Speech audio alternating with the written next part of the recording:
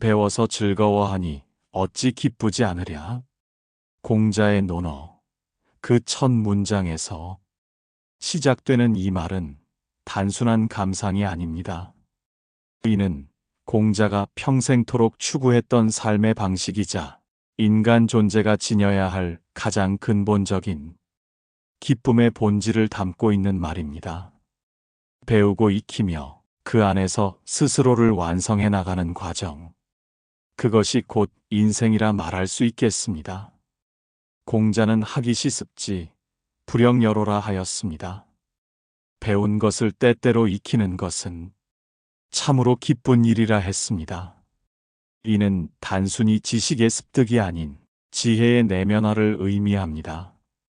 지식은 쌓는 것이지만 지혜는 익히는 것입니다. 배움의 즐거움은 익힘 속에서 비로소 완성됩니다. 그리고 이 학문의 실천을 누구보다 잘 체현했던 인물이 있으니 바로 공자의 가장 아끼는 제자 안회입니다. 안회는 공자보다 9살이 어렸으며 자는 자원이라 하였습니다. 안회는 어린 나이에 스승을 따라 학문에 정진했고 평생토록 가난한 삶을 살았지만 한 번도 불평하거나 좌절하지 않았습니다. 그는 매사에 조용하고 근면하며 욕심이 없었습니다. 그 모습은 공자에게 깊은 인상을 남겼고 공자는 안회를 진정한 제자 혹은 마음을 함께 나눌 수 있는 인생의 동반자라 여겼습니다. 논어옹야편에 공자는 이렇게 말하였습니다.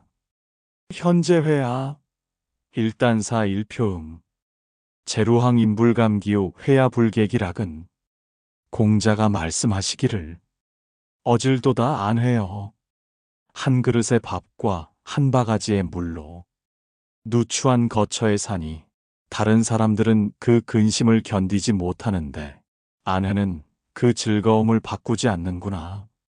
어질도다 안회여 라는 뜻입니다. 지극히 가난한 상황 속에서도 자신의 삶을 즐거워하는 안회의 모습을 칭찬한 말입니다. 한 대의 밥과 한 표주박의 물을 먹으며 낡고 좁은 골목에 살아도 그 즐거움을 바꾸지 않았다는 것이죠. 이 얼마나 놀라운 마음가짐입니까? 오늘날 우리의 삶을 되돌아볼 때 물질의 부족이 아닌 마음의 빈곤이 더 큰 문제가 아닐까 생각하게 됩니다. 아내는 어떤 상황에서도 불평하지 않았고 조용히 배움을 실천했습니다. 그는 다투지 않았으며 언제나 경청하고 묵묵히 따랐습니다.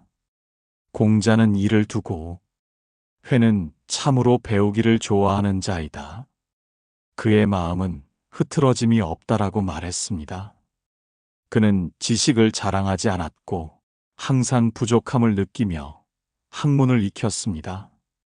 자신이 배운 것을 남에게 뽐내거나 드러내려 하지 않고 내면을 다듬는 데 집중했습니다. 이것이 진정한 학이시습지의 자세입니다. 공자는 수많은 제자들을 가르쳤습니다. 자공, 자로, 증자 등 각각의 제자들은 특유의 개성과 능력을 지녔습니다.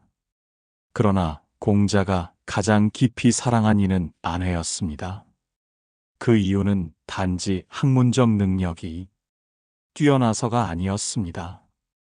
안회는 그 누구보다 덕을 사모했고 배움을 삶 전체로 받아들였으며 실천을 통해 자신을 닦는데 게을리하지 않았습니다.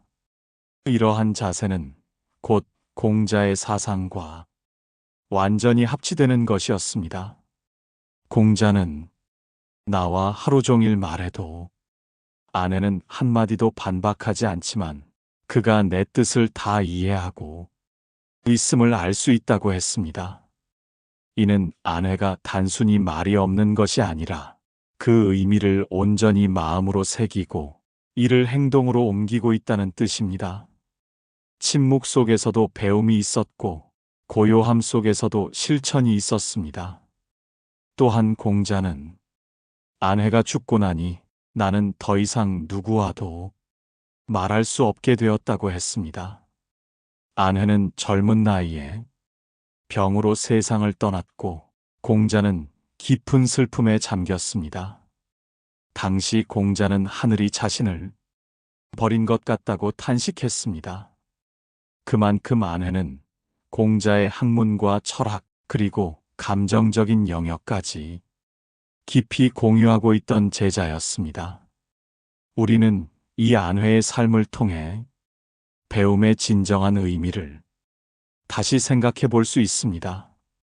오늘날 교육은 빠름과 효율성, 경쟁과 성취에 초점을 두고 있지만 공자와 안회의 배움은 다릅니다. 그들의 학문은 실천이며 자기를 성찰하는 길이었습니다. 배우는 자는 스스로를 다스리고 사회와 조화를 이루며 인격을 완성하는 사람입니다. 그런 의미에서 안회는 배우는 자의 이상이라 할 수 있습니다. 공자는 안회를 두고 덕을 진정으로 사랑한 사람이라 했습니다. 덕이란 단지 도덕적 규범을 따르는 것이 아니라 마음속 중심이 흔들리지 않는 상태를 말합니다. 그것은 곧 배움을 통해 자신을 단련한 결과입니다. 배움은 지식을 쌓는 것이 아니라 자기를 닦는 과정입니다. 아내는 이 점에서 가장 훌륭한 제자였고 공자에게 가장 이상적인 인간상이었습니다. 오늘날 우리가 살아가는 이 시대에도 안회의 삶은 여전히 유효합니다. 물질이 넘치는 시대일수록 내면을 돌아보는 일이 더욱 중요해집니다. 끊임없이 배우고 스스로를 익히며 삶을 성찰하는 자세는 삶을 더욱 풍요롭게 합니다. 배움을 삶의 기쁨으로 삼는 안회의 자세는 현대를 살아가는 우리 모두에게 하나의 길을 제시해 줍니다. 논어에는 또 이런 말이 있습니다. 불환인지 불기지 환불지이냐. 남이 나를 몰라주는 것을 걱정하지 말고 내가 남을 알아보지 못함을 걱정하라는 뜻입니다. 이는 배움의 중심이 타인의 인정을 구하는 것이 아니라 자신을 닦는 데 있다는 말입니다. 아내는 바로 이 말씀을 몸소 실천한 인물입니다. 배움은 결코 끝이 없는 여정입니다. 오늘 배우고 내일 실천하며 그 안에서 기쁨을 찾는 것이 참된 공부입니다. 공자가 말한 학이시습지는 단순한 지적 유희가 아닙니다. 그것은 곧 나를 향한 공부이고 삶을 향한 자세입니다. 배움은 곧 덕이고 덕은 곧 인간다운 삶을 가능하게 합니다. 지금 이 순간 우리가 배움을 어떻게 대하고 있는지를 돌아볼 때입니다. 배움이 고통으로 느껴진다면 그것은 아직 진정한 기쁨을 찾지 못했기 때문입니다. 아내는 말없이 배웠고 그 속에서 기뻐했습니다.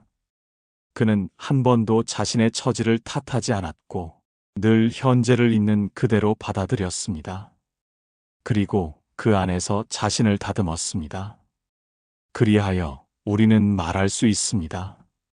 진정한 학문은 그 자체로 즐거워야 하며 실천되어야 합니다. 배움은 남을 위한 것이 아니라 나를 위한 길입니다. 그리고 그 길은 결코 화려하지 않지만 가장 단단한 길입니다. 공자는 가르쳤고 안회는 실천했습니다. 그들은 함께 유학의 본보기가 되었으며 천년이 지나도 여전히 우리 삶에 울림을 줍니다. 배워서 즐거워하고 익혀서 몸을 닦으며 실천하여 세상과 조화를 이루는 것.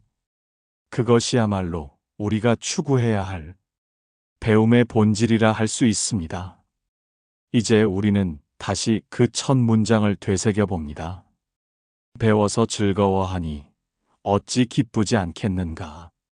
이 말씀은 오늘도 우리 마음속에 울림을 줍니다. 그 기쁨을 아는 삶이야말로 참된 배움의 삶입니다. 감사합니다.